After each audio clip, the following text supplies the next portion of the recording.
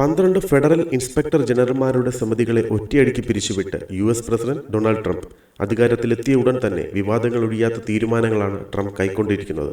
കുടിയേറ്റം, വിദേശ സഹായം തുടങ്ങിയ വിഷയത്തിൽ കടുത്ത തീരുമാനങ്ങൾ നടപ്പിലാക്കി കഴിഞ്ഞു. ഭരണനിർവഹണത്തിലെ ശുദ്ധികലശത്തിന്റെ ഭാഗമായാണ് 12 ഫെഡറൽ നിരീക്ഷക സമിതികൾ പിരിച്ചുവിട്ടത്.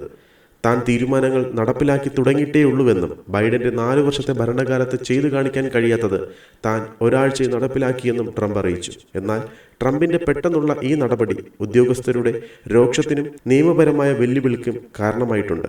എന്തുകൊണ്ടാണ് ഇൻസ്പെക്ടർ ജനറലിനെ പുറത്താക്കിയതെന്ന് ചോദിച്ചപ്പോൾ പുതിയ ട്രംപ് ഭരണകൂടവുമായി യോജിച്ചു പോകാത്ത മുൻ ബൈഡൻ ഭരണകൂടത്തിന്റെ ഭാഗങ്ങൾ ഉപേക്ഷിക്കാനുള്ള പ്രസിഡന്റിന്റെ ശ്രമമാണ് ഈ നീക്കമെന്ന് അധികൃതർ അറിയിച്ചു. ഈ രീതിയിലുള്ള പിരിച്ചുവിടലുകൾക്ക് മുൻപ് 30 ദിവസത്തെ നോട്ടീസ് നൽകണമെന്നാണ് നിയമമെന്നും വിമർശകർ ചൂണ്ടിക്കാട്ടി. എന്നാൽ ഒറ്റ ദിവസം കൊണ്ടാണ് ട്രംപ് ഈ നടപടി കൈക്കൊണ്ടത്. ഇത് നിയമപരമായി തെറ്റാണെന്നാണ് വിമർശകർ പറയുന്നത്. ട്രംപിന്റെ ആദ്യത്തെ ടേമിലാണ് ഇപ്പോൾ പിരിച്ചുവിട്ട ഇൻസ്പെക്ടർ ജനറൽമാരിൽ പലരെയും നിയമിച്ചത്.